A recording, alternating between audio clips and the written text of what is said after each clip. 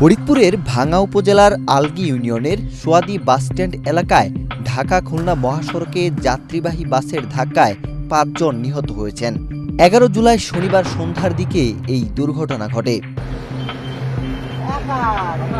Police জানায়, মহাসড়কে বিকল হয়ে একটি পিকআপ দাঁড়িয়েছিল। এ সময় ঢাকা থেকে খুলনাগামী নড়াইল এক্সপ্রেসের একটি যাত্রীবাহী বাস পিকআপটিকে সজোরে ধাক্কা দিলে ঘটনাস্থলেই ৫ জন নিহত হন। নিহতরা হলেন আরিফ মাতব্বর, ওবায়দুল শেখ, জয়নাল মিয়া, নুরুন্নবী শেখ ও হাফিজুর রহমান।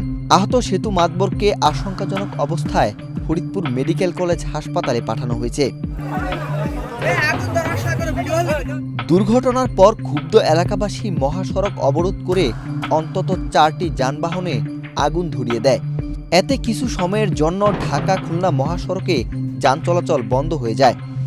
খবর পেয়ে হাইওয়ে পুলিশ, ফায়ার সার্ভিস ও স্থানীয়রা ঘটনাস্থলে পৌঁছে আহতদের উদ্ধার করে হাসপাতালে পাঠায় এবং পরিস্থিতি নিয়ন্ত্রণে আনে। পরে মহাসড়কে যান চলাচল স্বাভাবিক করা হয়। ভাঙ্গা থানার ওসি মোহাম্মদ মিজানুর রহমান জানান, দুর্ঘটনার প্রকৃত কারণ অনুসন্ধানে কাজ চলছে এবং পরবর্তী আইনগত ব্যবস্থা প্রক্রিয়াধীন। ওয়াহিদ হুসাইন জিহাদ, বাংলাদেশ প্রতিদিন।